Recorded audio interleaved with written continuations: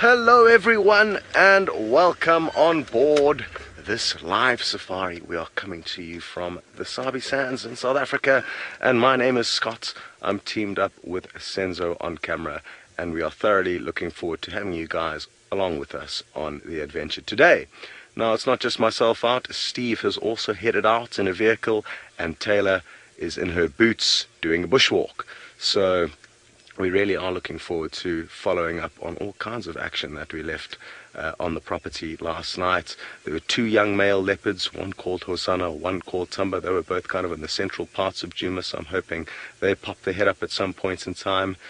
My focus, though, is going to be for a female leopard with a young cub. Her name is Tandy, and I'm just going to be checking the areas where she's kind of generally been hanging out. We haven't had much luck with her over the last week or so, but she has been on the property. She's just been hiding from us. It's a beautiful, beautiful day. Almost no clouds in the sky, so we are in for some sunshine when the sun decides to pop in, which will be in about the next 15-20 minutes or so. Wonderful. Good morning, Mike Wood. You've just said hello to all the fellow safarians, and it's great to have people from all around the world joining us. If it is your first time, let us know. We would love to hear how you stumbled upon the Safari Live team, and like I say, great prospects for this morning. I think Steve is going to check the northern boundary for any sign of a pride of lions that were just north of our boundary yesterday evening. There's a chance that they may have come back. So lots going on with regards to the big cats, which is great stuff. It's not always the case. Good stuff. Well, why don't you guys hop on board with Steve and see how his perimeter search is getting along.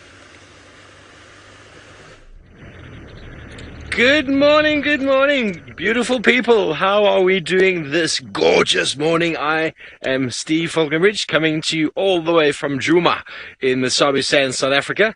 And I'm joined by Seb Rombi on the camera. And my man and I are out. We are in search of possibly the Nkuhuma Pride. We've come towards our western side. There was reports that they came in and then out and then in and out last night, and then stole a kill from a wild dog on the other side of the boundary. So who knows if it was enough to sate their hunger, and who knows if they came back in. So we are kind of sort of to the western side. Maybe I can show you quickly on the map. This is where Djuma camp is. This our staff village is over there, and we have basically followed this road, Buya Taylor access, and we are now here on a road called Sandy Patch, which will head straight up onto our northern boundary. For those of you who we've mentioned before, the fire break, can you see this sort of band, the second road here below the top road? That is the fire break. That is a means of protecting ourselves in case of a fire coming in from the north. It's a management road, and it's useful for defense against fire in a fire-driven ecosystem. So that is what we're going to do. We're going to head along the northern boundary, see if there's any tracks coming in or out, and then after that we'll make some decisions. So please feel free to send through your questions, hashtag Safari Live. Let us know what you'd like to see. There's always going to be birds, there's going to be trees, tracks, and who knows, generally on Djuma we find you a spotted cat or two. So let's jump on board, get our binoculars ready. The dawn is almost upon us. It is an absolutely beautiful morning. Clear skies.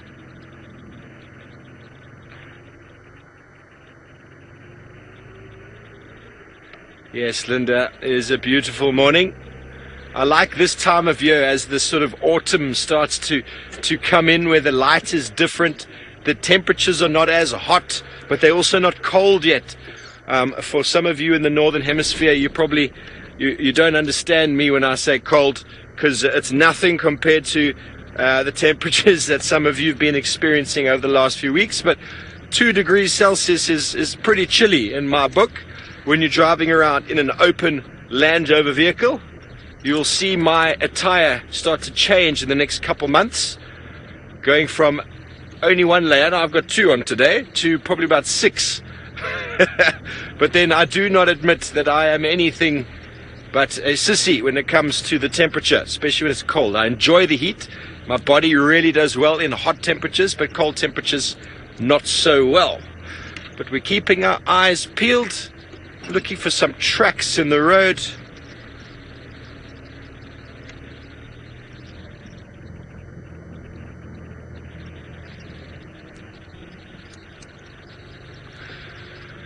Hello, Max.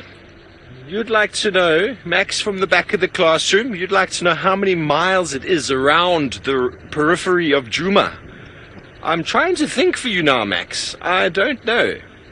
I'm going to have to look at some information to double check to get exactly how many miles. Do you know, Seb? No, Seb doesn't know. But it's possible that Scott knows. He's been here longer than me. He might know that information, so maybe we can ask Scott or even Taylor in a moment.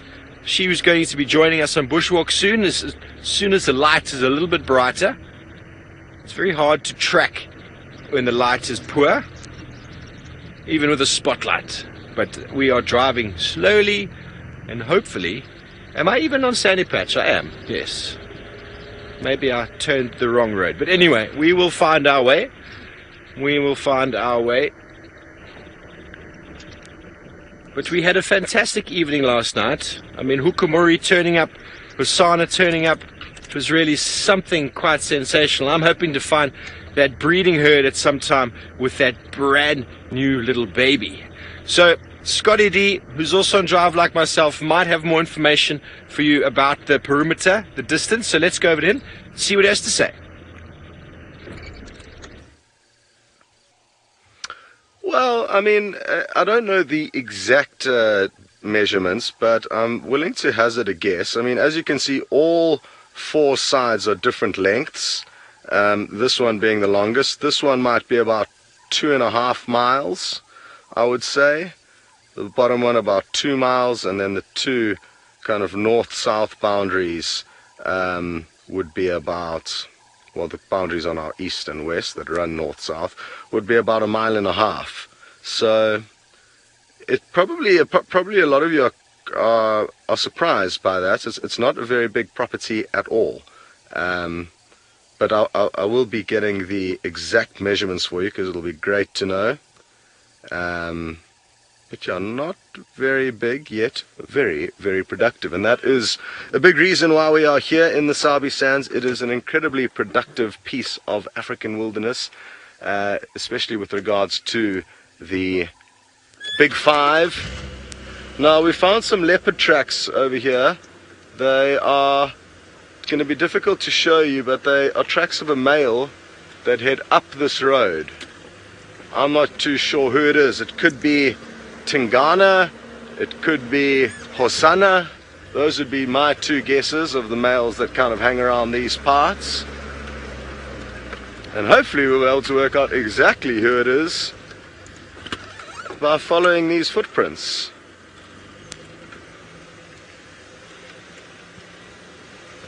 And very happy to hear that a lot of you guys are happy with the new maps. We're going to get a few more as well. This is just the kind of start. But it will be useful for us, like I said, to just get a few more maps that possibly allow us to show you better where we are in Africa and how we kind of relate in size to the Kruger National Park, etc., etc. Now, I didn't see any tracks here, but I'm wondering if there's a small kind of pathway. Oh, my earpiece. There's a small pathway that's veered off to the left of... Oh no, here is tracks are here. So he is still going down this road. Quite a tricky substrate to see on, but let's slowly keep moving down here now that I know he is in fact still moseying along. I thought he may have taken a little game trail that runs off to our left. Always important when following tracks just to stop when you get any kind of intersection, so to speak, where you can see what option the animal has taken. come on, please, can we find Tingana? If we do find Tingana, it'll be really cool because we haven't seen him for a while, and also it would mean that we would have seen 5 different male leopards within 36 hours, which is, well, maybe let's say 48 hours to be safe. But we saw Djuma the evening before last. Then yesterday we had 3 different males. Hukumuri, who's Tingana's latest opponent, and then the 2 young males who are flying under the radar, Tamba and Hosanna. So really incredible stuff to have that many leopards cruising around the property. His tracks are still going down this road, which is awesome. Now we're not too far from our eastern boundary, so let's hope that we catch up with this leopard before he disappears. He could well just be waltzing down this road as we speak.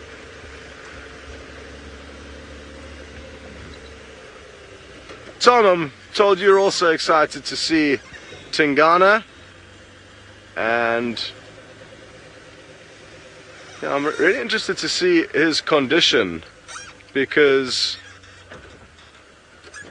he definitely is aging, and the last few times we've seen him, he hasn't really been looking in the best shape.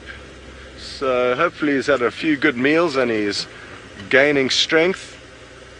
Otherwise we are likely going to be seeing a lot less of him in the coming weeks and months, as this younger male seems to be ousting him from his turf.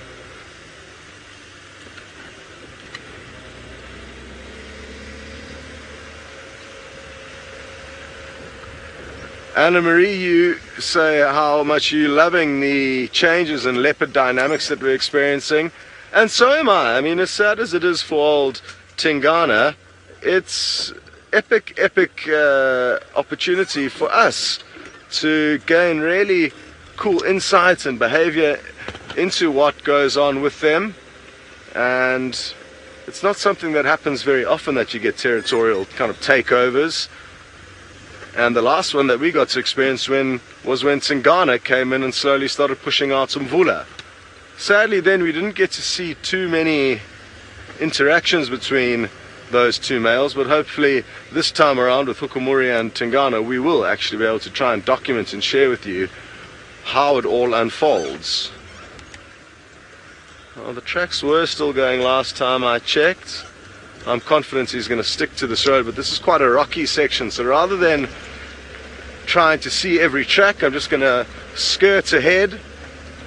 And here's a nice sandy patch here. We will be able to confirm for certain whether it's very left-hand side of the road, which is making my life a little bit more tricky because I have to kind of pull the vehicle off to the side in order to be able to get a good angle. Come on, beat around this next corner. I actually remember tracking Tingana down this very road, and he popped out just here somewhere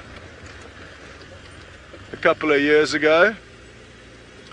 Charles, you would like to know if Djuma has any cheetah? Well, yes, but we don't see them very often, and they don't frequent our property very often. There's other areas of the Sabi Sands where they are definitely more commonly seen. Areas with kind of bigger open clearings. Djuma is quite a thick property and not well suited to cheetah, but having said that, the whole of the Sabi Sands is a little bit too rich with regards to other apex predators' numbers for cheetah to thrive. Lion and leopard will kill cheetah as and when they get the chance to. So that's probably why we don't see as many as we would like to here. His tracks are still going down the road here. Let's see if I can show you one over there. I'm just going to have to reposition my body ever so slightly. There you can see just above the kind of where I'm shining the torch, you can see the track. There, the toe prints and the back pad with the distinctive 3 lobes. Very good. Let's carry on.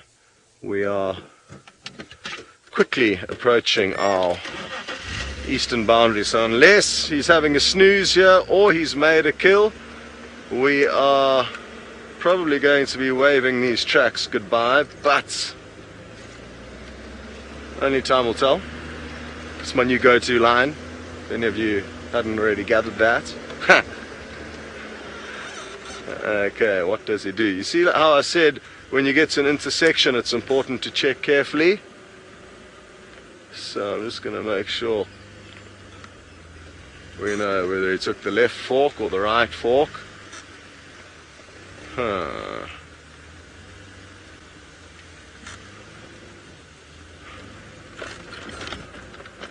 No immediate sign of him coming up this way, so maybe he went that way.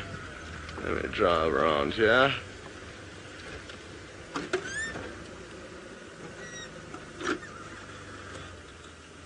Brian, you would like to know if there are any primates here on Djuma, and if so, what species? Yes, there certainly are, Brian. We have the most common primate that we see is the vervet monkey, and we also see baboons, the Chitwa baboon. We don't see those that often though.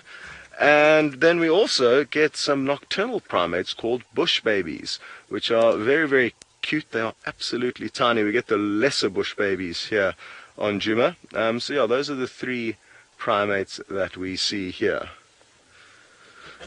Okay.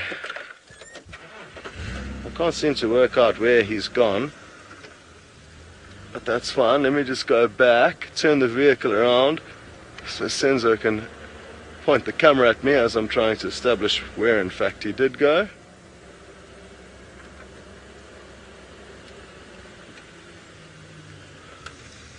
Oh, and there's a request from some of you guys to show you the Hukumuri male leopard's tracks. He's got some longer toes than others, so it's quite wonderful that it makes it very easy to tell his track apart from the others. And yes, if we do come across those tracks, we'll be sure to do that. Let me just hop out quickly here and work out where this guy's gone. Come on. Where have you gone, Mr. Leopard?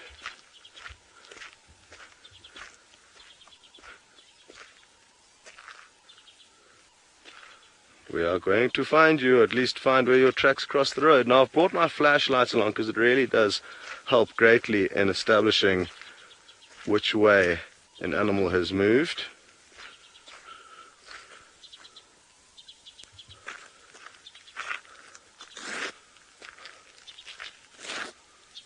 Okay. Now I just scraped my foot where I've seen the most recent track, so that when you do want to come back to the last tracks that you know of, if you kind of lose the trail, it's easy to find that point.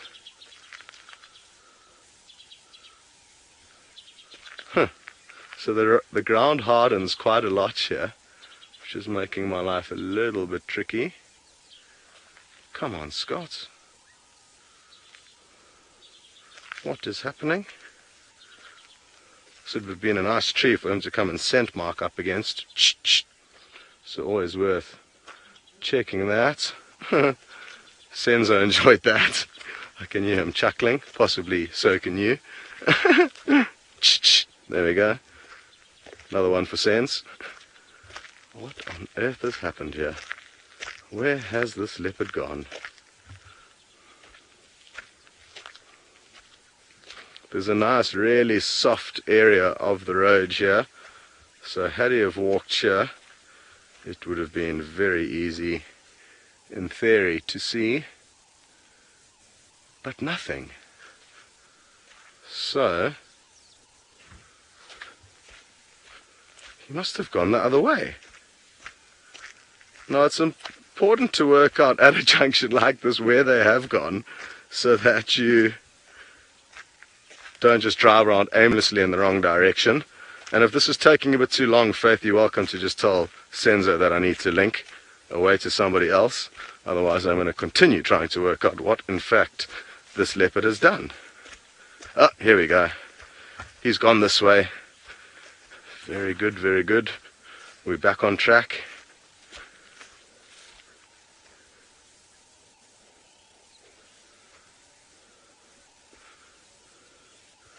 Tingana. Or possibly Hosanna. Where are you hiding? Oh. Very, very hard ground here. So again, I'm just going to try and skirt ahead to an area where the soil is a bit more soft.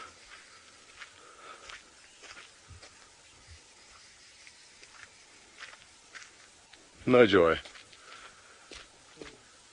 Sorry?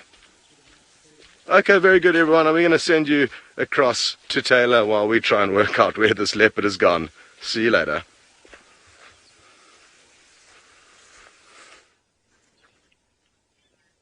Well, Scott, I promise you we're on our way and we're ready to help you find a spotted cat of sorts. But we found the wildebeest that were migrating this morning. I thought that I'd just have a little rest because I'm already exhausted from the bushwalk this morning. My name is Taylor McCurdy and on camera with me today is David.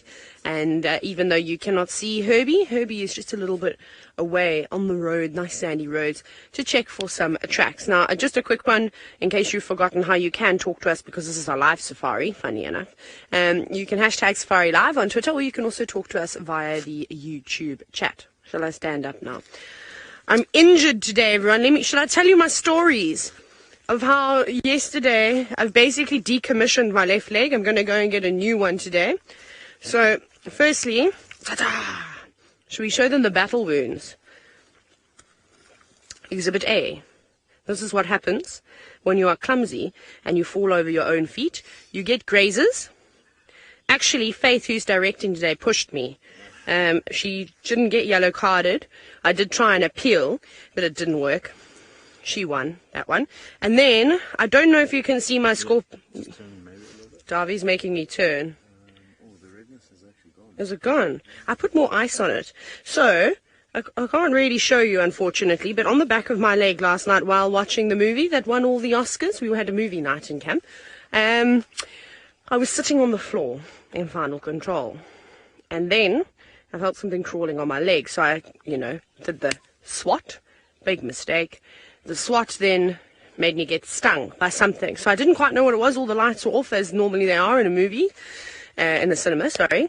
So sitting, and I'm like, okay, no, now it's starting to burn. What was it? Get my phone out, put the flashlight on, start shining. I actually thought it was an assassin bug, because remember, I've been bitten by a couple of those, and it's really painful, and that's exactly what it felt like. So I start searching, then I see a scorpion.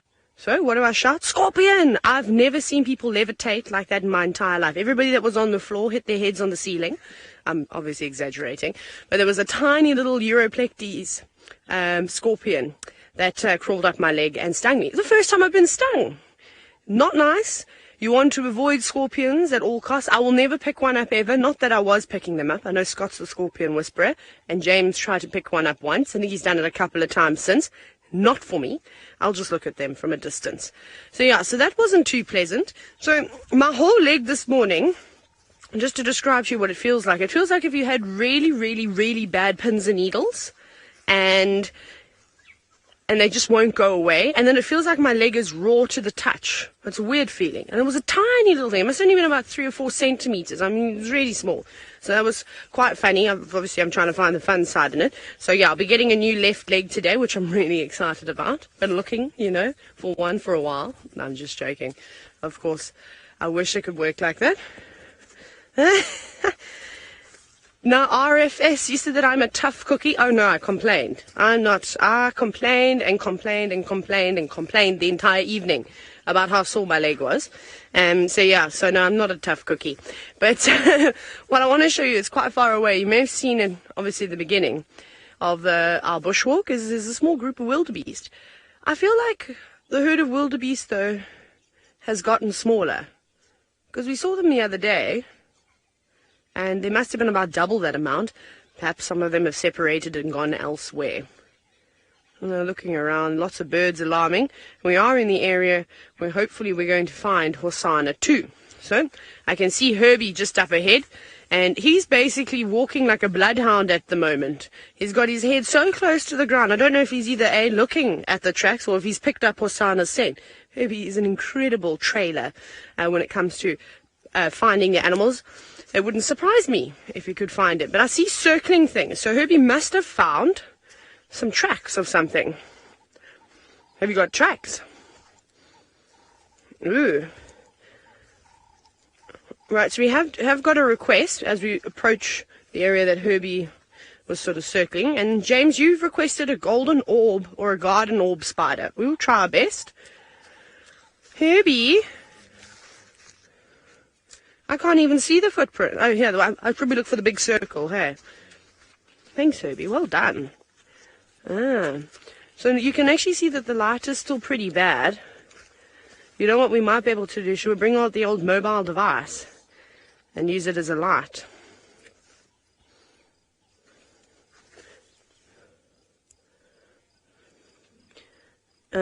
Here are the toes. Herbie, is this the right track? Where these toes are? So it's very difficult to see. What I'll do is I'm going to take a little piece of grass. I have to actually swap hands because my left hand's pretty... Get out of that. Ruining the track. So there's a toe. There's another toe. There's another one. And another one. And then here's the back of the pad. It is so faint. So how incredible does your eyesight have to be to spot things like this? Now, I know that's a question we actually get asked all the time. And when you've been doing this for as long as Herbie, you see things that nobody else can see. Often we have an argument, all of us, and we say there's no track there. And there is. Of course there's a track, because he doesn't just make it up. He is so good at spotting these tracks, but they're going in that direction. Now we need to figure out where he's gone from here. And he does spend quite a bit of time around camp, so the options are endless as to where he could have gone. I bet he's been a little bit on the hungry side, so we'll keep our eyes open and see what we can find. We're going to follow Herbie, though, because he's hot on the trails of this young male leopard. And while we do that, I'm going to send you to Steve to see what else he's got in store for you this morning. Thank you so much, Taylor. Yes, Herbie and I, we have since checked the northern firebreak, and there doesn't seem to be, or not firebreak, the cut line with the buffelshoek, so there doesn't seem to be too much going on. We are coming back in towards Warthog Dam, and we're going to go towards where the bushwalk team is doing their thing, and Herbie's given me some idea of some roads to possibly check to see if we can help him find the little prince. It would be marvelous, and once again it is Seb with me this morning, so the little prince really likes us, you know, so I think we might have a good go. After not finding him yesterday, but still seeing him on foot, which was awesome. A leopard on foot to me is probably one of the coolest things out there. Lions are cool, but leopard on foot, it doesn't compare, because I've probably got maybe 15 or so leopard on foot in my life, but it's like fleeting. All the people walking behind me, I'm like, did you see the leopard? They're like, what leopard? They just saw the blur as it disappears into the thickets. And that is, you know, just like a swirl of movement. That is a leopard on foot for you, ladies and gentlemen. So we were very lucky yesterday to even see Hosanna stalking on foot, which was for me a first ever in my life to see a leopard actually physically stalking something without giving us any concern. So that was absolutely sensational.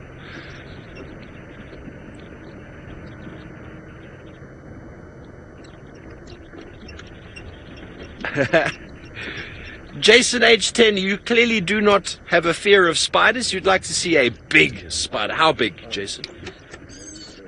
Whoa, Mr. Seb has spotted for you something bigger than a spider, Jason, age 10. We have got ourselves, an elephant. Let's go down this little road here, shall we? It seems very conveniently placed. We'll go down and say good morning to our elephants. The first animal for the morning. There were lots of tracks coming in from the north. I alluded to mention that, of elephants. And let's see, it seems to me as if these are some bulls. But let's get a little bit closer before I confirm anything. Look at the tail. The tail is, actually it's a small breeding herd. There's a little youngster there. Going to come in a little bit closer. You can see the tail is still very relaxed on this female. Very relaxed. And I'm going to switch off right there. Hello, gorgeous mama. She's missing her right tusk. She's busy grazing. What exactly is she feeding on there this morning? She is deliberately grabbing the small wildflower forbs. Deliberately grabbing the forbs. A lot of these forbs are legumes, and they have the potential to fix nitrogen, so they've got lots of nitrogen in their roots, lots of nutrients. And this time of year, not only do we have lots of green grass, we have all the wild flowers and forbs out. And many times I've seen elephants feeding on just the forbs, because there's lots of good stuff in them. And most of these forbs will fruit and will flower and fruit pretty soon, and then they'll go back into a dormant state until the next rainy season. But isn't she beautiful? She keeps an eye on us. You see how she just turns her head like that? But the tail is very relaxed. See how when she turns her head again, she can still see us over her right shoulder. So you don't want to play with an elephant. People sometimes think, oh, they're not watching, let's sneak up. They are always very aware. Female elephants are probably the most aware animals out here because they are protecting their herd.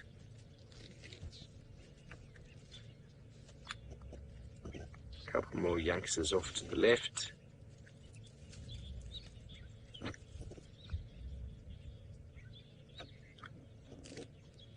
Yes, Joe, I wouldn't say that an elephant's tail wagging means it's happy, but it means it's relaxed.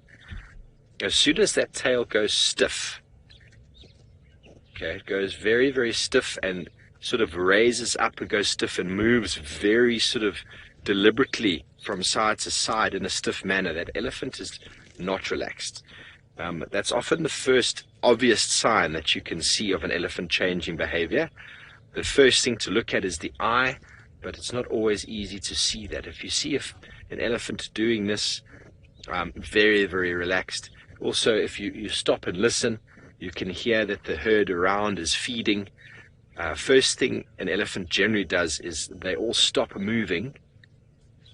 All of the herd will just immediately stop. So if you approach a herd like this and there are individuals feeding, the babies are on the left of the mother or even between you and the elephant, then they are all very relaxed.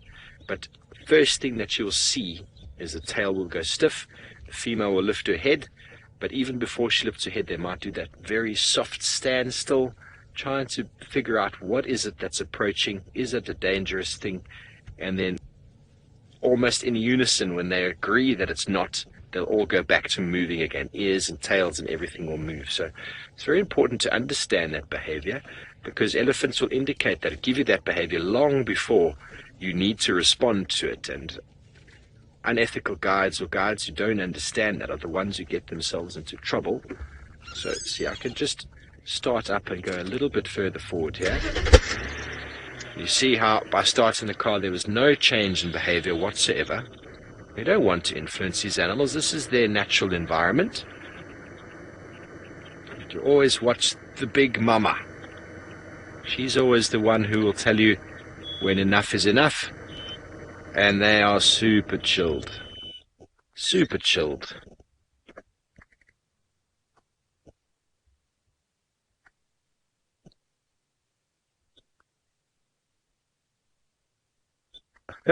Michael wants to know if elephants are really afraid of mice. I've heard this before. I honestly don't know. I haven't seen it or read it anywhere, but it is one of those sort of tales that goes around that elephants are terrified of mice. But what I do know is that elephants, especially females like this, don't like small things running around in the grass nearby them. It kind of freaks them out because they don't know what it is. So if that's probably where people have got it from. I've also heard tales that when mice urine on grass can actually make elephants sick, and I don't know where these things come from. I don't know if there's any truth to it, but it's something that I should definitely go back this afternoon and read about. But I don't think elephants are actually afraid of mice. It's just that movement of something ferreting around in the grass nearby that might give them a little bit of a start. You can see probably mother and I can't sex it right now. I'm going to think that that's a female, but it's hard to say when they're this age. And it's learning exactly what to feed on. Ooh, Mum, is that a nice plant to eat? How about that one? K6 wants to know, comments that it's amazing. Something that's so big eats greens is so big.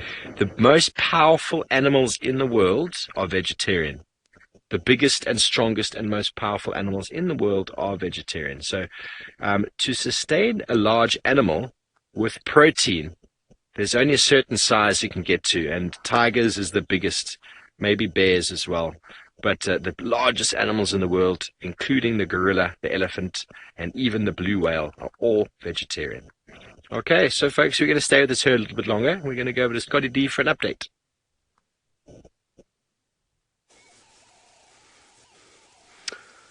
Well, just like Steve, we've also bumped into some elephants, but we've also found some tracks of Tandy, in all likelihood, a female leopard who we are hoping to find this morning. Now, I found two different sets of her tracks, one heading into Djuma from our eastern boundary, and then another set heading straight down this road in a northerly direction along our eastern boundary. So one was kind of behind us. Let me show you on our new fancy map. So the initial tracks I had were, there was also tracks of her up and down on this road, but the fresher tracks look like the ones going in, away from our eastern boundary. And now we're just somewhere up here with another set of tracks going up there, kind of towards the Buffalo's Hook Dam area. So we're going to continue along and try and work out where she is. But good prospects, because we know she's been hunting last night in this area. So we are on the money for now. Now, interestingly, here her tracks also head up and down, and I haven't been able to work out which set of tracks are the fresher ones. So what I ideally want to find is a track, whichever track's on top of the other will indicate which is the fresher. And I've just found one here which indicates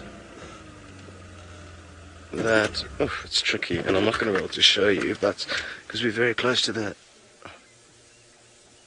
car,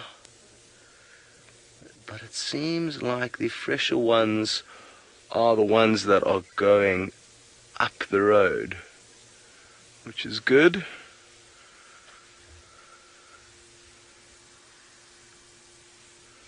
Cool. Wonder why she was so up and down here. Maybe she was trying to hunt something. Okay, well, we're going to keep looping and swooping. And while we try and investigate what's going on here, we are going to send you back across to Taylor, who's found some wildebeest.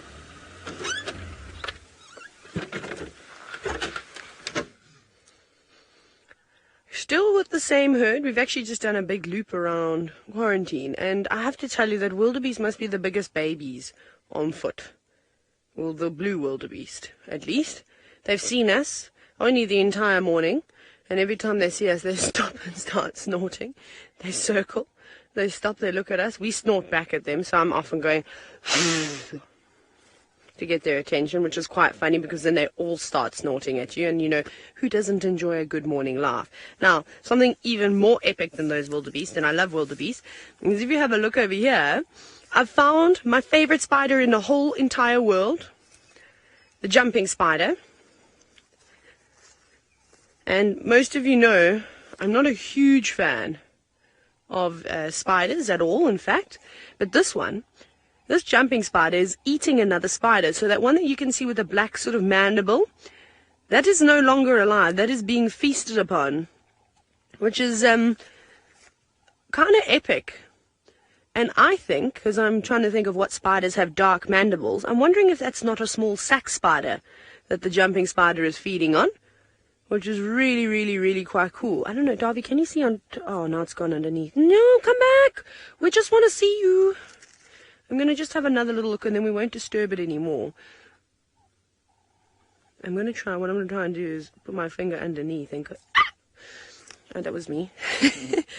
It's just on another leaf. I don't know if we're going to get another view of it, because it's underneath the leaf. I thought it jumped on me, but it didn't. I just touched it. Can you see it? I don't think so. No. It's underneath the underside of the leaf. Because it's got something in its mouth, well, in its mandibles, I'm probably not going to move it around too much because I don't want to drop it. I was a little bit scared of us. It just went on the underside. But quite big, in fact. Not as big as the sort of zebra jumping spiders that we normally get, the black and white ones, which are my favorite ones to put on my hand and make them jump from hand to hand. And Red, you said that it was a cute little guy. I have to agree with you. I think jumping spiders are the cutest looking things out there as far as a spider goes. And if you don't believe me, then you should put into Google cute jumping spiders and just have a look at all the pictures that come up. I promise you it will change your mind about spiders. Now, yesterday we were talking about cannibalism with birds, and thank you for all the different articles that you sent in about some of the owl species. I think it was tawny owls, or one of them that are also cannibalistic. Well, the jumping spider we just saw is cannibalistic. All jumping spiders are, in fact. They are known to eat their own. They don't discriminate. They'll eat whatever they can get, but they are spider specialists. Now, I see Herbie's actually done a big loop. He's down on the other side of quarantine. He says he's trying to figure out what's going on with Hosana and where he has been, and his tracks go up and down here. But let's go to Steve. He's got a pretty rare bird. I do indeed, thank you, Taylor. So, from the movers and the shakers of the bush, the large African elephants, they have deposited a pile or a bolus of elephant dung in the road, and what we are seeing is this southern red-billed hornbill sifting through it with its beak and looking for all sorts of fly larvae, beetle grubs, seeds, any fruit that might be left over. Can you see he's busy grabbing and slotting in the mouth? It's a nice warm pile, an ecosystem all on its own. So in the process, the hornbill is also sifting the dung and spreading it out as sort of like a carpet on the ground. Yes, I do understand that this one is in the road, but most of the time they're not on the road. They're in the open areas or on the grassy areas next door. Now we've got a second hornbill coming in from the left. Let's see what he's going to do. Is he going to disrupt this one? Is he going to come and join him? Ooh, look what I have. I've found some elephant dung. I wonder if any of you are thinking this is better than your cornflakes this morning. A little bit of elephant dung to start your day. So the flies will land on there. Yummy, Patrick. Yummy, yummy, Patrick. So, see, that one's also got. So the elephant will deposit the dung, and within minutes, fly larvae will land on there. Dung beetles are known to find the dung in within 7 to 8 minutes. And if you are different species of dung beetle, they may lay their eggs inside there or roll away the ball. But the flies that land on there, they lay eggs, and maggots form very, very quickly. And so that is what these birds are probably primarily looking for. And also there will be all sorts of grass seeds and stuff that is very poorly digested by the elephant dung. And there are multitudes and multitudes of species in there. So for this reason, folks, we never drive over elephant dung. We try and avoid it with our vehicle because it's got all sorts of stuff inside there that is a benefit to the ecosystem. It's a benefit to hornbills. You'll see barbets and starlings practicing this behavior as well. Same as francolins, spur fowls, and the guinea fowl.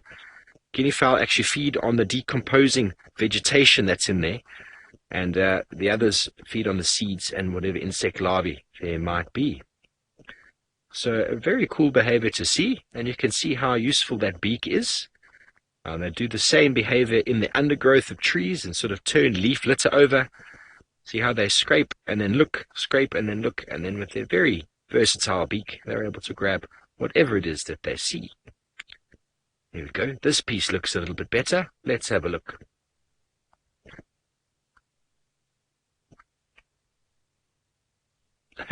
Yes, Steve, very good comment. Mulch, indeed. So when the elephant dung is deposited in its big, large, bolus ball, it is actually not very useful for the ground cover. But when it gets spread out like this, especially sort of in the sort of grassland areas, spread out, the dung covers the ground exactly the same way as mulch. It protects the ground cover, it allows all sorts of insects and things to live inside there. Termites will move in and start breaking it down, and it also covers the ground from exposure to sun, wind, and if any rain comes, it will absorb that rain. So very important for the ecosystem, and all it was an elephant that fed off of the tree or the grass and deposited its dung. And we can talk about it. I could talk about it for another half an hour, but I know some of you would like to see some animals, so we are going to continue on in our quest. Oh, sorry about the bump. Don't want to squash it. Keep on. So the elephants, not only in their breaking down and their creation of habitat out here, they also are taking vegetation, unusable vegetation in the form of leaves and grasses, and then through their poor digestion, they are then providing sort of a fermented diet. And I know in human culture these days, here we go, here's a very small raptor. Oh, don't go away. There he is. There he is. Oh, the hornbill does not like him. Just a bit further forward. Oh, man. Had a very streaky chest. He's an accipiter. He's on top of this dead tree up here now, Seb. Just at 11 o'clock. Let's have a look. All of you bird fundies out there. Oh, my word. I haven't even got my binoculars on him yet. Yeah, he's in the top of the knobthorn on the right. There he is. He's camera shy. Now, looking at the tail, there's no white spots whatsoever on the tail or on the rump. So straight away, I'm going to go for an African goshawk or a Gabar goshawk. So there's two that are quite similar. But take your screenshots before he flies off. When I saw him initially, he had very streaky chest, and he's got sort of seems to be a pinkish orange cere. Let's get some more light on that. There he goes. Okay, so now I have got an incredible raptor book here which allows us to compare these raptors, and it was a small accipiter, which means a small hunting raptor, if I'm not getting that correct. Okay, which one? This is a very good book because it gives you sort of what's the word? Comparisons on what these birds might look like. Sorry for me taking so long. Goshawks and sparrowhawks. Goshawks and sparrowhawks. Okay, it could even have been a shikra, but I didn't get to see. So if we show you here, it gives you all sorts of cues on the bird. And when you look at the shikra, see how on the tail there's no white at all on the tail, and it's whereas most of the other birds have got white. The black sparrowhawk, it definitely wasn't the black sparrowhawk. Sorry about me being in the way. African goshawks, it definitely wasn't the African goshawk. You can see the double spots there on the tail. Let's go one more across. Sparrowhawks, African harrier. Okay, they're a bit too big. These are all too big. Gabar goshawk, spots on the tail. So just from what we saw there, ladies and gentlemen, because if we go down to lizard buzzard is the other one it could have been, but I know lizard buzzard's got a white rump and a white band on the tail. So just through that quick guide in the book, we go to to shikra, 185, 185, and there is some marvelous photos of the shikra, and it was hard to see in the light. I thought the cere might have been a little bit pink, but it was very hard to see, and the very characteristic feature of a shikra is a red eye, but we didn't see that. All we got to see was, if we go up to this photo, Seb, was the fact that the back was very, very sort of plain, and I saw before it flew off how barred the chest was. But the mysteries of the bush can live on, unsure of what it might have been, but always exciting to see small raptors. So we're going to go over to Taylor McCurdy on foot, who is watching a beautiful morning unfold.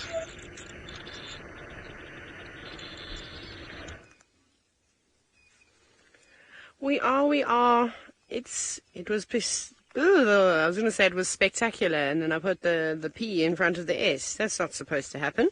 It is really, really beautiful. You should have seen maybe a couple of minutes ago, just as the sun was rising from a thicker layer of clouds. It almost looked like an eclipse at one point.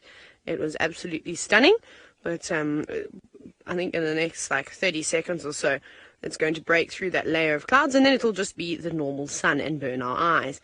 But for now, all the fog, mist, whatever you want to call it, is moving past the sun and creating a beautiful look. It's almost like someone's got the fog machine going today. So that means we are in for a seriously, seriously hot day. I think I'm going to try guess the temperature. How do you feel about that, David? I'm going to say it's going to get to about 33 or 34 degrees today, at least, if not even hotter. It was amazing. It was almost a beautiful clear sky this morning to start off the day, and then it's crazy how this layer of fog has set in. But once the sun sort of reaches its point, it's going to burn away all the clouds and all the fog. Now David's just going to get up.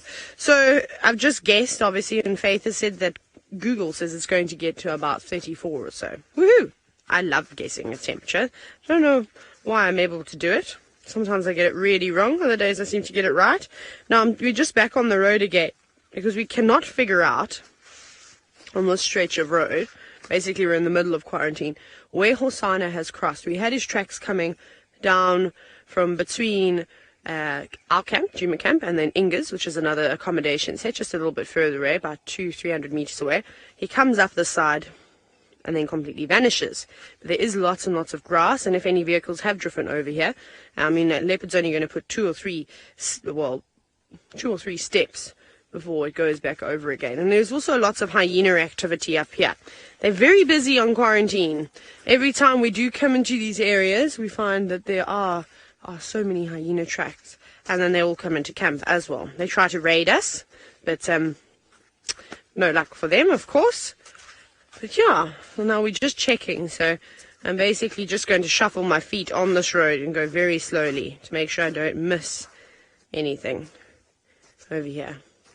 Got to go very, very carefully, and this is the hard part, trying to spot animals up in front and then also track animals on a road. Now, Jim, you're wondering if the Sabi sand is privately owned? Well, the way it works is that everybody owns land in the Sabi sand. So, Djuma is owned privately, Simbambili is owned privately, Arathusa, Cheetah Plains, Chitwa, all these people that have lodges, well, most of the time they own the lodge and the land as well. And the Sabi sand is basically like the governing body. They oversee all the people who have land within the Sabi sands, which is just over 60,000 hectares, so just over about 130,000 acres or so of land that borders on the Great Kruger National Park. And all open, no fencing, so it's kind of prime property, and it's leopard central. This is a hot spot for leopards over here. So everybody wants to get their finger in their pie when property comes available, which is not very often. In fact, it's very unlikely that you'd be able to purchase a piece of land here. You can just dream of how expensive it would be to try and even just buy a hectare here. So that's kind of how it works. That's the thing, we just throw branches off the road as well. Sometimes the elephants come through, and most of the time, in fact, and they drag branches on the road, and every now and then they're from this tree on the left, which is the sicklebush tree, and we don't want to have their branches on the road because otherwise I'm going to have to change lots of tires. But somebody that does like to speak quite a bit about the sicklebush trees is Steve. Let's go and see what he's up to.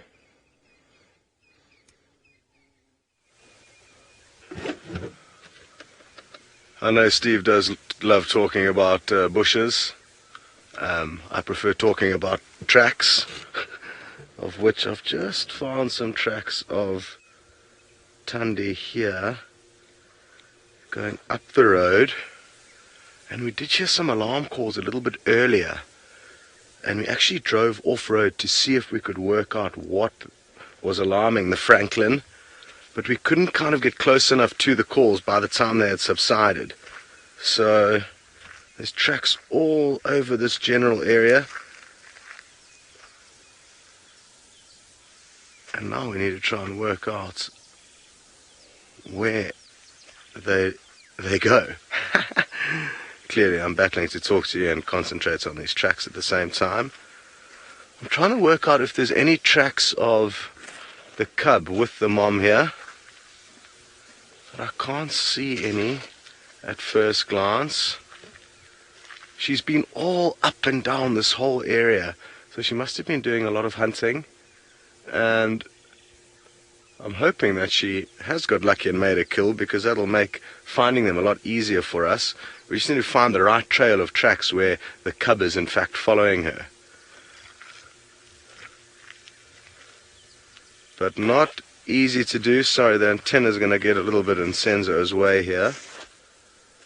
But I was checking this road very, very carefully until we heard the alarm calls, and there was nothing from that direction we came in, which means she could be off on our left somewhere. She could have veered off to exactly where I've just heard those Franklin's alarm calling. The plot thickens. Okay, let me get back on the radio and see what Taxon has to say, one of the other guides. He did just try and give me a message as you guys hopped on board. Tax, there's also some tracks of her heading north on Drakensberg away from Central.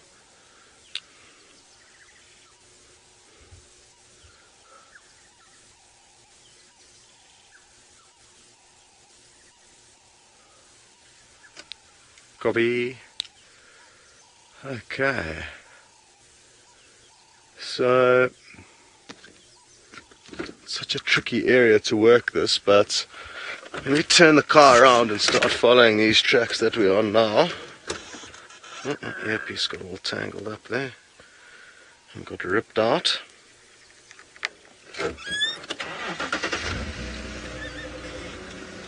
Well, at least we've got some tracks, at least we know where she's been, and hopefully with a little bit more scratching around we're going to get lucky. It sounds like Steve would like to show you the sun, which is attempting to break through the clouds to the east.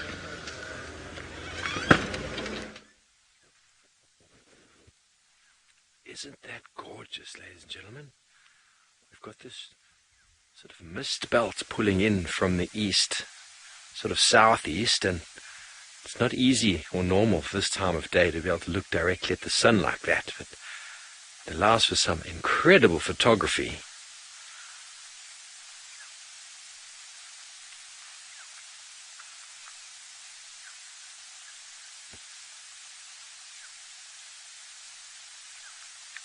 There really is not too much to be said about that. The sun is glorious. It takes 8 minutes for the light of the sun to reach Earth, which I find quite incredible. And that's a nice example of how atmosphere protects us from the sun, because there's an increase in the atmosphere because of the cloud cover, so now we can look directly at it. And if you think about it, all those layers of stratosphere, troposphere above us are what protects us from the very harmful UV rays. But from an aesthetic point of view, the moisture in the atmosphere and clouds are probably the most beautiful aspect on this earth, combined with sun. With the sun,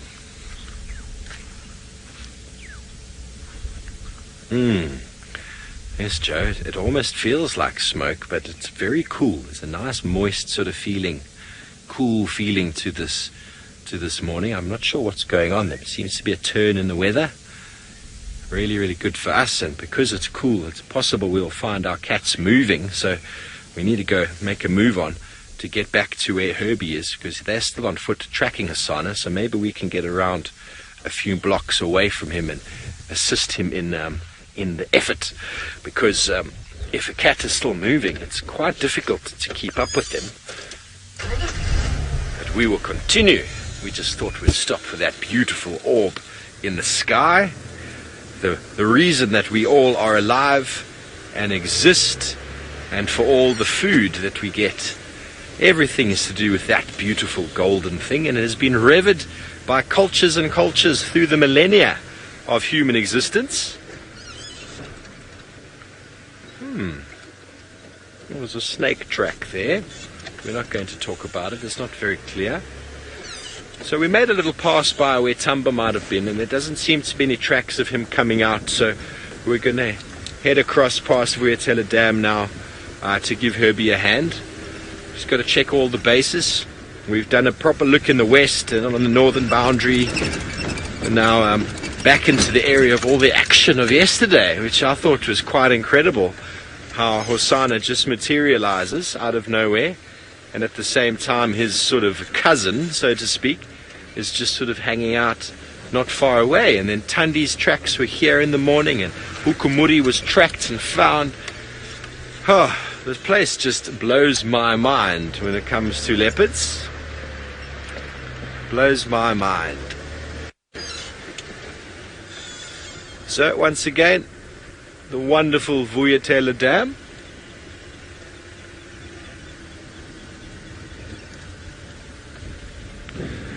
Good morning, Bethany. I had this question last night about the animals coming to camp, and we do have, we try and keep the gates closed, but that doesn't always work. We don't always keep them closed, and sometimes there might be a hole or two. So hyenas are always coming into camp looking for maybe some scraps that are left behind. I've yet to have a leopard come into our camp, but I have no doubt that it happens. But in previous camps I've worked in before, I've had lions killing zebra or nyala quite close to my tent. It was quite something to behold. Needless to say, it's quite difficult to sleep that night because you only have between you and a pride of lions that are disemboweling a zebra. And the zebra is not concerned about your slumber, and so is screaming like through the heavens. So that does happen, but hyena are probably the animal you've got to be most concerned of when walking through camps. You've got to make sure you keep your door closed. There is an incident years ago of a staff member in the Sabi Sands who fell asleep. I can't remember which camp it was. He fell asleep watching TV. Who knows if he'd been drinking? It's really hard to say. He fell asleep, left his door open. The hyena came in, kind of poked its head in and walked out, poked its head further and walked out, and then actually eventually came in and grabbed him on the throat, and he tried to fight it off. And by the time anybody got there, the injury to the throat was just too severe. So hyena are the biggest concern when it comes to that. There's never been a case of a lion coming into a camp and attacking anybody. So you just have to be careful. This is the wilderness, and we are people living in it, and we need to adapt and also be careful. We have to walk around at night with a torch. You have to. It doesn't matter how knowledgeable you are of the bush. It's got nothing to do with that. A lion or leopard that might be sitting in the long grass between you and maybe the bathroom, for example.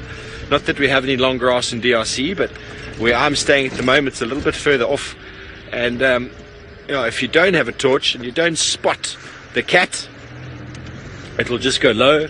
And if you walk into it, there's a good chance that it will give you a shout, but it might also give you a little bit of a nibble, which ideally is not what you would like. And obviously Daryl the elephant came into camp a little while ago. Ryan, about the story with the man who got attacked by the hyena, yes, that man died because the hyena's got a very powerful bite. We were watching the hyenas tear up that kudu carcass the other day of Tamba's, and the hyena came in and grabbed him here, and the power of that bite, it was just by the time any medical attention got to him, it was too late. There's no messing around with the hyena bite. They have got extremely powerful jaws, and their teeth are very sharp, very sharp. We were watching it just rip the kudu's ribs apart the other night, just with little nips of the face. So yeah, there's no second chances there, I'm afraid. But if you're awake, a hyena won't come near you. Like, I've done lots of sleep outs. We sleep out sort of in an open area. We have a fire. Someone has to stay awake, though. And whenever you hear noise, you sort of shine you shine the torch. And the hyenas come close, but they'll come close if you don't shine and give them attention. They'll come closer and closer and closer and then take a bite. And the bite might be your face or your neck. And unfortunately, it's very hard to deal with that. Yeah, no, it is sad. It is a reality. It happened in the Kruger National Park last year or the year before, where a hyena actually got into a fenced camp, which obviously had a hole in the fence, and went in and grabbed a 14-year-old boy from next to his grandfather. Oh, that was a very beautiful shot of a go-away bird there, Seb, at our 9 o'clock. And grabbed this young boy on the face. The go-away bird just went away. Grabbed this young boy on the face, probably around the mouth, and dragged him out of the little hut they were in. And the grandfather woke up when the boy managed to get a scream off at about maybe 40 meters from the homestead or the hut they were staying in. They managed to fight the hyena off. But that's how brazen they can be. And unfortunately, the reality of it is that people are to blame, because in a lot of these camps, they are fenced. You have to make sure the fence is secure. And also, a lot of people who stay in these camps think that it's okay to feed these animals. They have a little barbecue, or what we call a braai, and then they throw all their bones over the fence to the hyena. And the hyenas start becoming so accustomed to this that they get so brazen that they do that kind of behavior. It's not normal. It's not normal, but it's because of people that someone has to stay awake at these sites. Same as Botswana, camping out in the wilderness of Botswana. It's because of people and their lack of respect for nature and the feeding of their leftover food to hyena that the hyena learn that behavior. So we can't blame the animal. We have to blame humans. As always, we are the culprit. But an animal like that oversteps a line like that, unfortunately, is a danger to human society and now is a problem animal. So it needs to be destroyed. But where do we get all this from? How do we deal with it? We have to educate people, and everyone goes, oh, but the poor animal, the poor baboon, it's so hungry, it needs some food. Sure, I talk a lot about food and fruit out here, and if you've ever come across a peach in the bush here, you don't. The fruit that you get here is very minuscule in its flesh. Imagine a baboon comes across a banana or a peach. I mean, those things are just unbelievable food. Do you think it's going to want to go and eat grass now tomorrow, or come back for another peach? I know what I would choose. So you have to be very careful, and the unfortunate thing is it happens a lot of lodges. A lot of people are ignorant, even though you tell them, do not feed the animals. It's dry. They go, oh, but what's a muffin? How's a muffin going to harm this animal? Or how's giving it a banana going to harm it? Well, you're essentially signing that animal's death warrant, because it's going to learn that behavior, almost like beggars. The behavior of a beggar, he gets benefited through begging. People gratify him with money or food, and so it becomes a behavior that's much easier than going out and actually working for a living. So that is something that you have to think about, that the animal will learn that this is much easier than going out there, and then they become a problem. And that's when people get attacked and injured by these individuals. So, sorry for such a morbid conversation this time of morning. So, lots of hyena tracks. We actually had one earlier. We heard them moving through the grass and then ran across the road. Yeah, horror story time. It is a Monday morning. I know Monday mornings are a horrible time for many people, but out here, a Monday is just another day for us. Another beautiful day, in fact. Okay, so enough rambling from me. We're going to go over to Taylor, who's going to talk to us about a beautiful tree.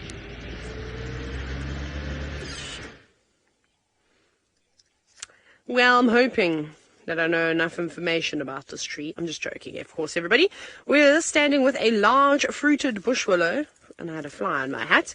And they're fairly easy to identify because they've got really, really, really big pods. These are still quite young. They're still developing. Now, I don't know if this is my favorite tree. And the reason why I say this is because almost every single night I think, whoo, chameleon. I found another one. It's never a chameleon.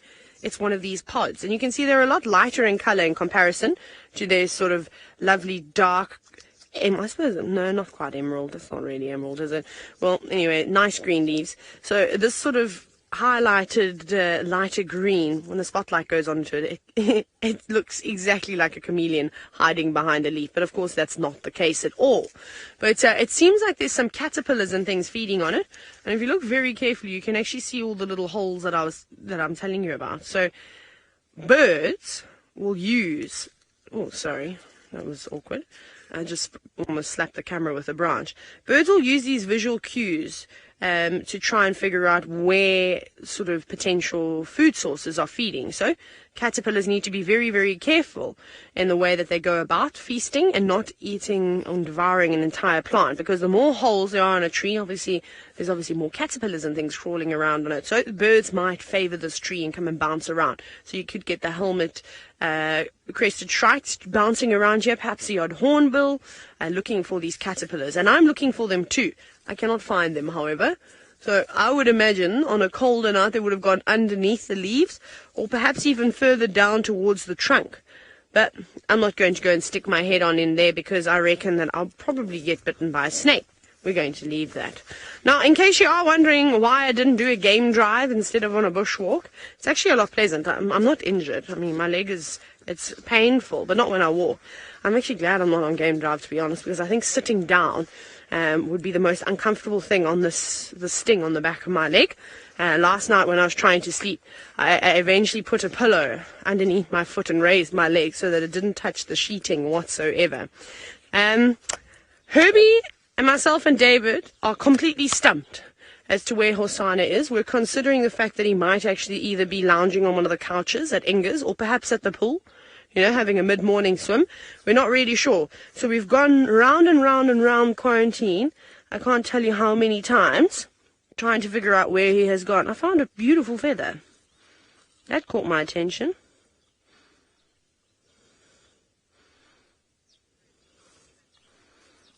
Have a look here. I'm trying to fix it. I don't know if I'm going to be able to fix it. How pretty. We can do it on the ground. I'm going to leave it on the ground for you then. There we go. That is a beautiful, beautiful feather. It's a little bit, almost looks like a little bit metallic. And I'm trying to think what it could have come from. Maybe you can all help me guess. Hashtag Safari Live of what you think that feather is from. Obviously it's from a bird, we know that. But what species of bird? I'm trying to think. Maybe one of the starlings? Maybe. I actually don't know what that's from. It's a beautiful, beautiful colour. Maybe I'll keep it in my pocket. Wait. Save it for later. Let me know, because I actually don't know what it's from. What do you think it's from? Now I'm kind of just looking at my feet to see if we can find anything else. Wealtheria, you going to help us out today? No? Not that one. Nothing there. It's the hardest thing on bushwalk, trying to find insects, especially now, because it's not getting warm very quickly. So it's going to take a little bit of time for all the insects to wake up. They are still fast asleep. So we're searching. Lots of dung, though. I know how much you all love looking and talking about dung. It's not everybody's favourite, so we'll leave it for now. We'll let you warm up on the sunrise safari, and then perhaps we will get to the dung parts. But Steve is on, well, I suppose he's still in the car. He's driving around. Where he's going to, I'm not sure. Rebecca's straight, hey? Thank you, Taylor. We are around the corner from you. I'm not sure where you guys are exactly, but Herbie asked me to come along Zoe Road, which is this one, and seeing as you've got this marvelous map, let's show you exactly where we are. Oopsie, upside down. Okay, here we are. So we came from camp this morning, and we went all the way around, up onto Sandy Patch. Then we came back this way, Mvubu back in, past the dam, and we went back past camp again, and now Zoe's Road. And we're now parked at this intersection here, and we're going to go left down into Rebecca's to see if any tracks of Hosanna have come out. So Taylor and Herbie are in this block somewhere, I think, somewhere around there. And so we're going to assist and get an update from him as well as we drive. So if you bear with me for a moment as we turn left here and I communicate with Herbie on the radio. Herbie for Steve. He sometimes turns it off because when Taylor's doing a segment, they turn off. There he is. Herbie, I've come along. Zoe is now coming down Rebecca's. Do you have any updates? So, this is Rebecca's going to take us down to the drainage line.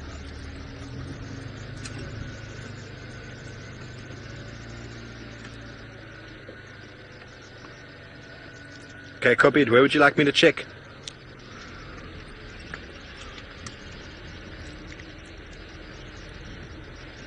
Confirm power line. Okay, we're going to turn around and go back the way we came. The tracks have obviously moved in more of a westy direction.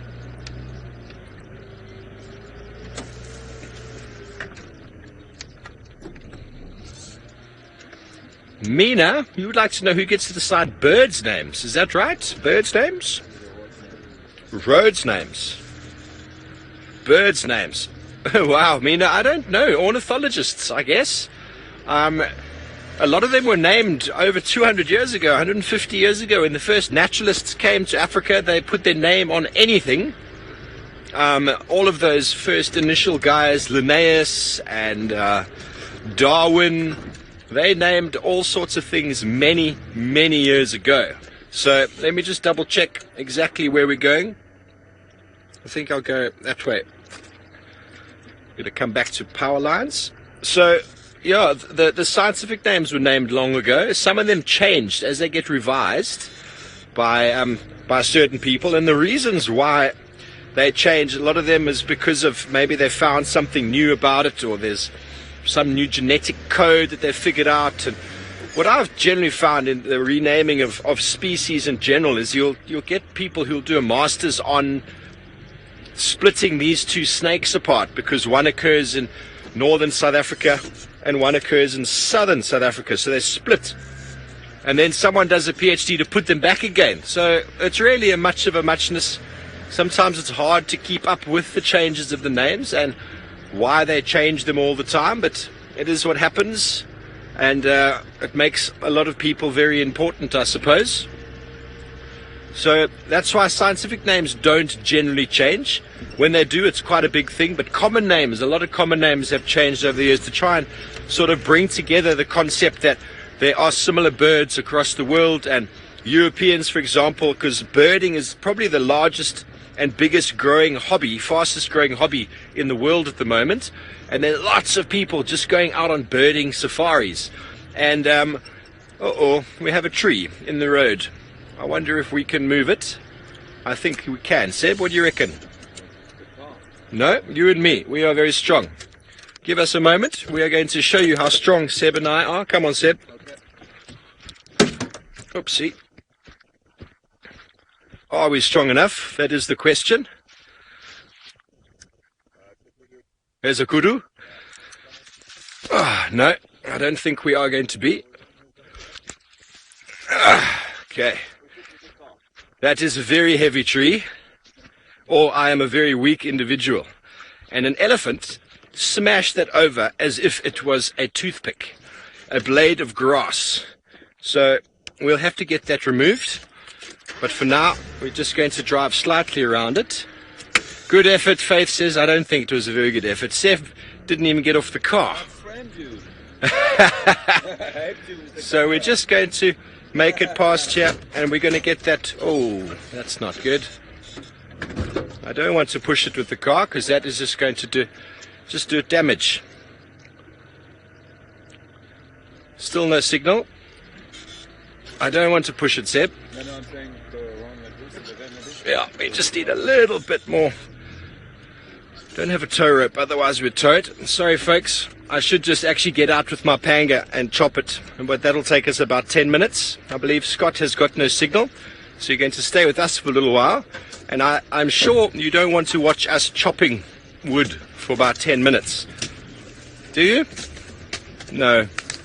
I didn't think you would. Yeah, Unique. The elephant tracks are all over, and they're the ones who put it there in the first place.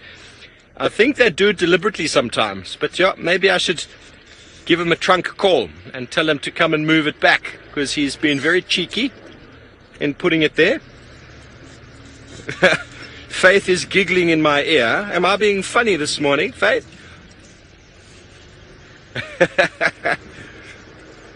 Very funny and witty, she says. Okay, so that kudu we didn't see very clearly. I just heard it. So, and we've moved on. So sorry, we probably could have looked at the kudu for a moment. Apologies for that, folks. But we're going to move around onto power lines, the dubiously named name power lines, and it's not actually a road. It is an area that is a management track, and there is obviously electric or wires coming through there, as typically you would notice in a normal power line. We do have power in this area, which is quite important for us to do what we do. Most of the places I've worked at before in the wilderness have been completely free of electricity, apart from a generator that charges phones and computers 2 hours a day, 2 sometimes 3 hours depending.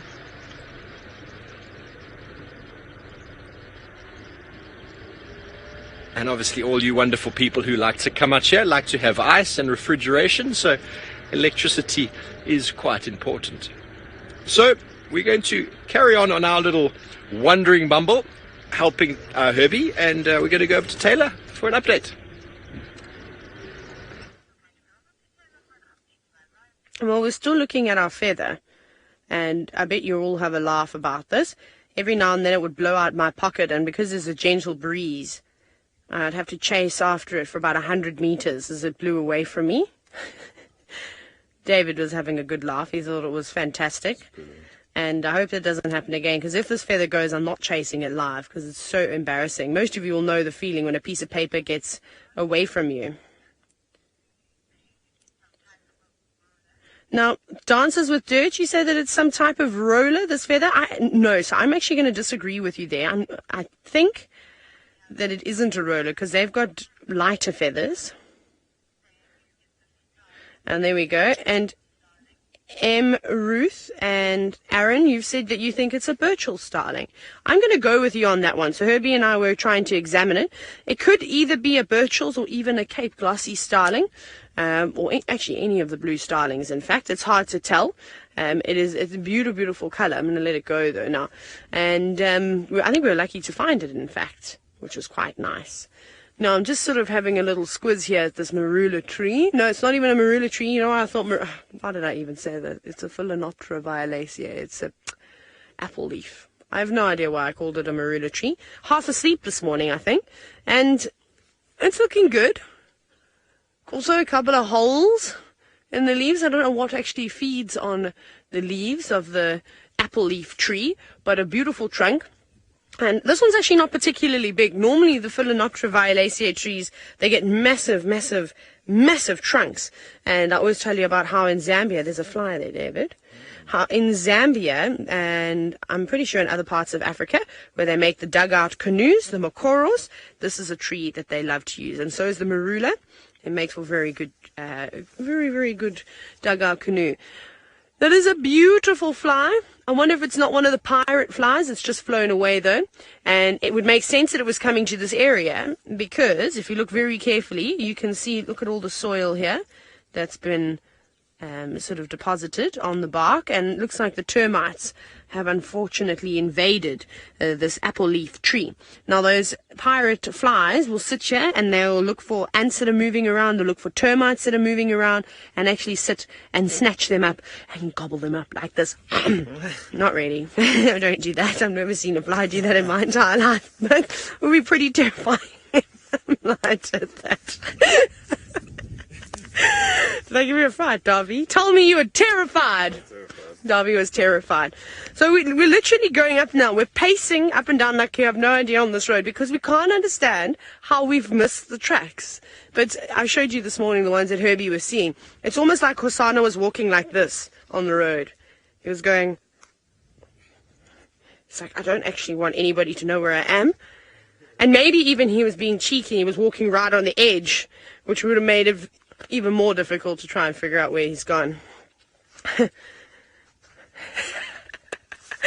No, Patty, you don't understand how funny it is that you've made the comment, if we've ever thought how to just call out Hosanna's name. I kid you not, maybe 10 minutes ago I said to Herbie, I was like, I don't know why we didn't train this leopard. I don't know why, when he was young, we didn't train him, that when we went, Hosanna, that he came, running on in. I feel like we've made a mistake, and that would have been amazing. Can you imagine standing here going, and then this leopard comes bounding? Because, Hosanna kind of looks like he should be a dog rather than a cat, the way that he acts, and his body's a little bit too big for him still, hasn't quite worked out where the legs should go. He's a funny-looking thing. He's an awkward teenager at the moment. But I would love it if we could just do that, and he'd go, oh, I'm being summoned, and then come, trotting down the road. I think if any leopard was going to do that, it would probably be Hosanna. So just having a look around. Like I said, it's a bit chilly for most of the insects to come on out. We're waiting for them, though. I'm practicing and checking the centers. But before a skittish animal that Steve has runs away, let's go take a look.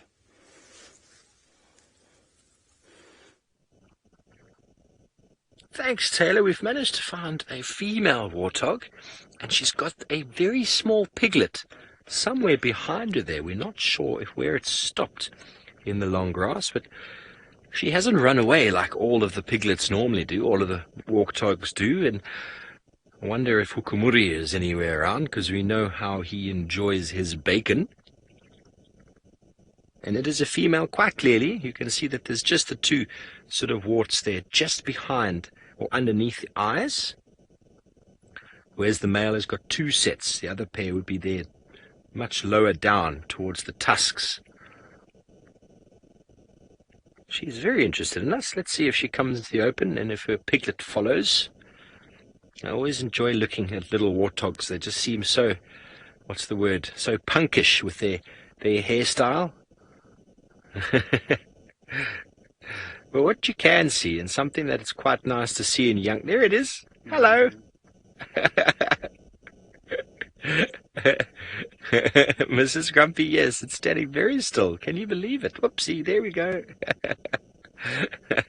You notice the white fur on sort of the cheeks, folks. That is an element of sort of false tusks. When a warthog piglet, like the one you saw just before, as it looked at us, if we go back to the piglet quickly, if you look at it there, you get a moment of tusks, don't you? You get a moment of when that fur at a distance looks like it could be tusks, and that gives animals like cheetah and possibly wild dog a bit of a moment of respite to think like, hang on, that animal is dangerous, but in fact it is just hair that's mimicking tusks. So it's almost like a warning display. See, the female's got the tusks already, but they take time to grow. Lisa wanted to know about that. So that's my thoughts and my assumptions behind it, that the fur can grow really quickly there to form that sort of beard stripe, and you see it quite clearly in young warthogs. For some reason, that youngster didn't stand out as well as I've seen it before. But if it might be a little bit dirty, who knows? They might have been wallowing at some point. But when it's a bit cleaner, that white stands out really, really strongly, and it almost looks like they've got a set of ivory on their face, which would give a predator just that moment of hesitation, which then gives these very agile and fast pigs that extra second or split second to get away. This is marvelous, though. We never get to see warthogs like this. They're always bounding away. Maybe they know I'm a vegetarian and I am no threat towards them. I have no idea about the carnivorous Sebastian behind me. They can smell the bacon on me. They can smell the bacon on Seb from yesterday.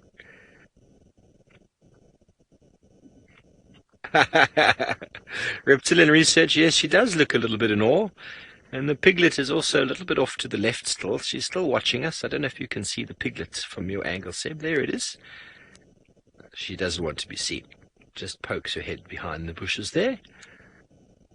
But so by the behavior, you can see, I mean, she's definitely interested, but she's not relaxed. They are not feeding. They are looking at us. So this is indication of not relaxed animals. They're trying to make head of tail or what we are. You can see that the ears up. They're alert.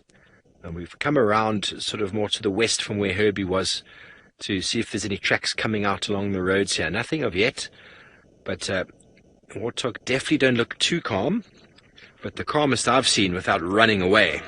So we're going to go over to Scotty D. We're going to move on from these pigs, and we go to Scott, who I believe has got an elephant this morning.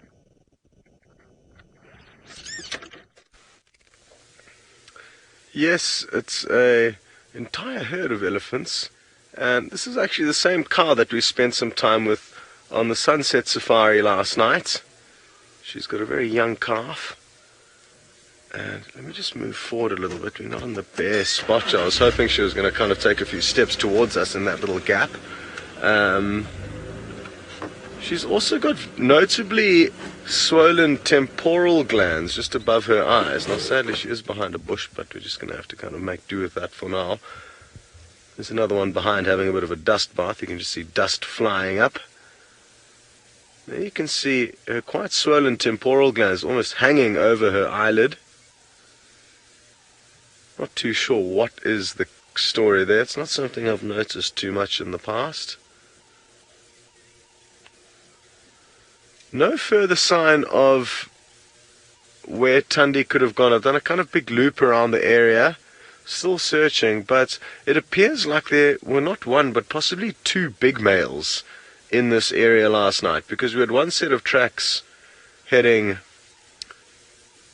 east from one position and another track from that very same position. Oh, cute. Youngsters having some playtime with its cousin. And another set of tracks heading up to the Buffelshoek Dam from that same area. So there could have been some kind of dispute between two big dominant males. So again, just some useful information, and what's further interesting is that it was very, very close to, obviously, where Tandy has been moving around. So who knows exactly what happened there, but I'm confident that there were two males in this area. Jeanette, I'm very happy that we've provided you with what you wanted to see this morning, some baby elephants, and I hope they continue to play for us.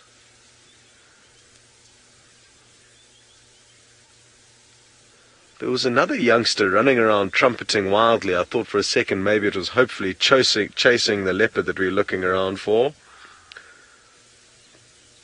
Nancy, you'd like to know if baby elephants will also secrete those liquids from their temporal glands.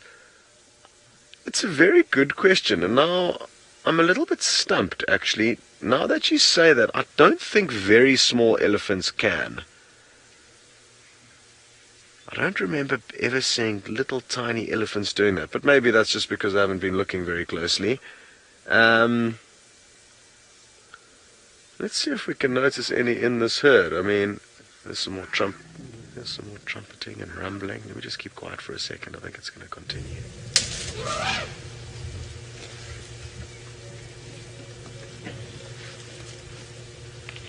It could just be some youngsters playing around.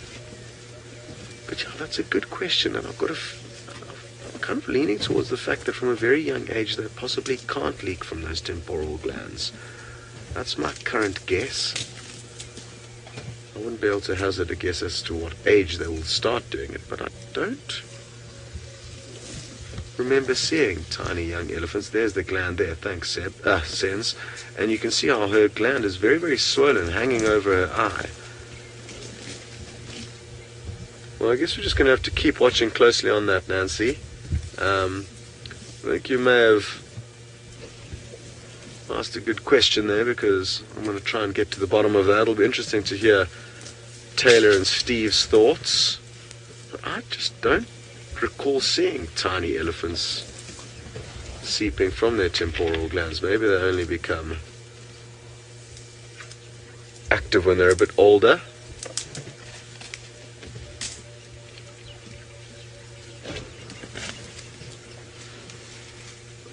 Okay, very good. Well, let's send you across to Steve for his thoughts on young elephants and their temporal glands, as well as one of his feathered friends. What a golden shot, Seb. Ladies and gentlemen, we have got a golden-breasted bunting. Very special little bird. Look at those colours, and he's playing so nicely with us. He's sitting there. Off he goes. We've also got the call of a long-billed crombeck, and also that is a brew. He's around here somewhere. Wonderful little bird party happening here. Can you move? Can you reverse a little bit? Reversing just a second, folks. This is starting to look like about something. It's real. Okay, you hear the brew calling. The brew is one of the shrikes, the shrike family. You can also hear some green woodhoopers calling and arrowmark babblers. But the reason we stopped initially was for these very relaxed kudu. And Seb said, should we do the kudu or should we do the bird? And I'm super glad we managed to get the golden-breasted bunting for you. If any of you have not seen one of them before, add that to your birding list. And so these are the kudu. Ravi, a beautiful bird indeed. You can see these are two female kudu, and they are moving into the wind. Their ears are always poised. Now, kudus are browsers. So if you see the kudu with its face on the ground, it is feeding on little forbs, little shrubs, little wild flowers. It's not feeding on grass. If they do, they'll feed on the smallest amount of grass. But there you can see it's feeding on the yellow justicia flavor at the moment, which gives a very nice perfume from the roots. And that individual is also feeding on some wild flowers. So just like the elephant, making use of their long necks to feed down on, not that elephants have a long neck, but they are both feeding on forbs this morning and trying to make the most of it while they are still here. The flowers have got lots of nutrients, and if any of these forbs are producing seed, they'll also have a fair amount of nutrients, which the kudu will really, really enjoy. You can see how good they are looking. You can see on the bottom there, on the rump, there's no bone sticking out. They're in very good condition. But this is normal for this time of year. But as soon as the dry season comes, they start to really lose their condition as the leaves fall off the trees and the forbs disappear. The kudu are one of the species that looks really haggard in the dry season. So yes, a comment there that indeed the kudu seem very relaxed, which means there's probably no leopard nearby. But you never know. Maybe the leopard has not been spotted yet. But the kudu are walking, as I said, into the wind so that they can smell anything that might be in front of them.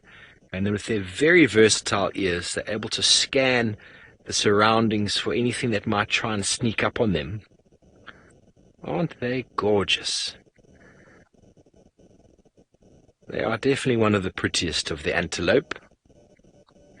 And it's so nice to see them so relaxed in the open here.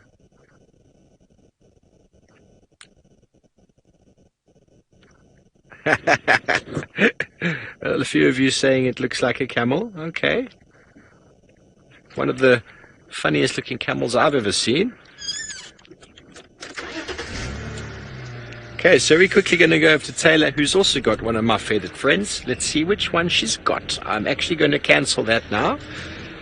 They were not ready for us, or the bird flew away. I'm not sure, but don't worry. You are still with me for some moments, and that gives me the opportunity to reposition for these kudu, and then to show you what a bru looks like. No problem, Faith. The bushwalk team is just changing the battery for the camera. As the kudus walk into the rising sun, I'm going to quickly open my bird app and see if I can show you a wonderful bru.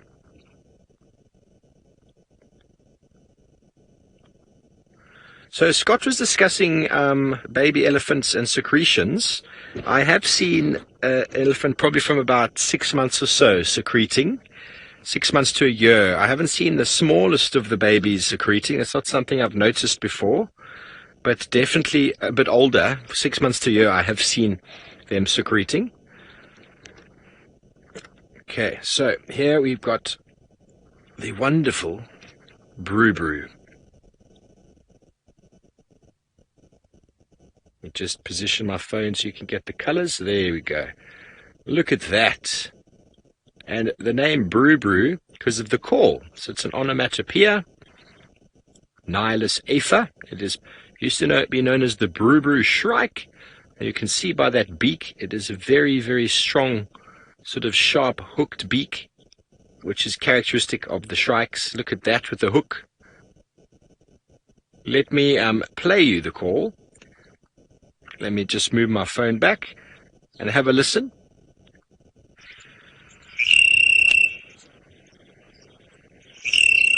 Seb, would you get that phone, please? Yeah. Okay, that is the classic call of the Brew Brew. And Seb didn't quite get my joke until I explained it. But that's all good. The kudu have disappeared, as they do, as their camouflage allows them to do. They are very conspicuous walking through the open with their sort of slow gait. They look very, very obvious. But as soon as they disappear into the thickets, that's when they become in their element and they completely disappear from view. Okay, so we're coming up to the road Herbie wanted me to check. It's our little telegraph power line road. No tracks coming out here so far, Herbie, if you're listening. No tracks. I wonder how far away they are from us at the moment. Setting up for, I think they had a bird, but I'm sure the bird has flown away by now. So I apologize if you do happen to see any sort of poles on the tree here. Not on the tree, poles on the road. This is where the electricity comes in. And Herbie asked me to come around and check this road. Yes, it always sounds like a phone ringing. And hence the name. Hence the characteristic. The Brew Brew sound is like a phone ringing. It is exactly how we sell it to the students. And it's quite easy to remember. Probably one of the easiest calls out there to remember. Because we all know what a phone sounds like. And most people jump to get their phone. It's actually it's crazy, the world we live in now. How infecting a phone can be on the livelihood of people. I've seen people mid-sentence in a conversation about whatever. It could be the most exciting conversation in the world. And their phone beeps and they just, excuse me, I need to get this. Where is the world coming to? I often leave my phone on silent or off so that whenever I'm chatting with people, the phone doesn't bother me too much. So, talking about technology and power, Taylor and Davy have powered up again and they're ready to introduce you to something in the bush.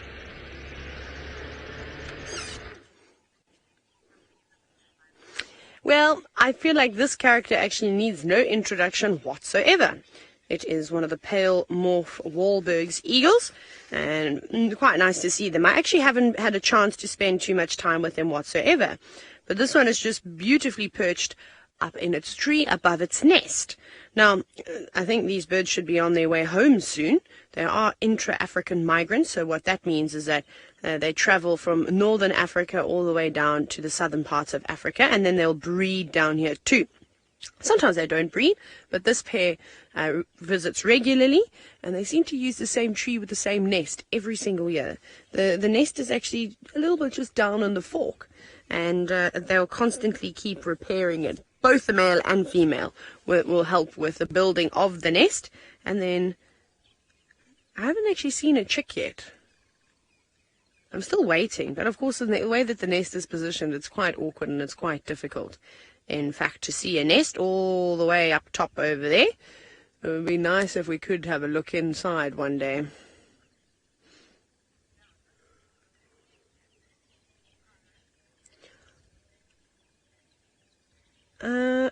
Sorry, I just thought I misheard that, but I totally heard it now. Karen, you're wondering if there are any birds that use dung when it comes to building their nests? I'm trying to think off of the top of my head. Possibly. Maybe. You know what I did see is when the hummerkorps in the Mara were building their nest in the patternwood tree. Remember, we started watching that. Also, by the way, that nest now has a roof. Adam, Bannister, who's up in the Mara, he actually confirmed. He sent me a picture. It was quite cool. So I'll see if I can find the picture. So when I was watching these birds build their nest, it was really interesting. They were collecting all sorts of things. Obviously, they started with the sort of, not quite a cup shape, but the platform, putting all the sticks in, getting it all leveled out. And then once they'd sort of started building up and around it, I did see them picking up pieces of elephant dung and depositing it. Now, elephant dung could be quite nice to actually help with the incubation, keeping the eggs warm, and it's also going to provide some sort of cushioning. So I'd never seen hammerkorps do that, but to be honest, I've never seen hammerkorps starting to build a brand new nest like they were. So that was also quite nice to see. So it allowed us to see right inside the middle of the nest. So I saw them doing that. I don't know what other dung they used. Darby. There's a butterfly.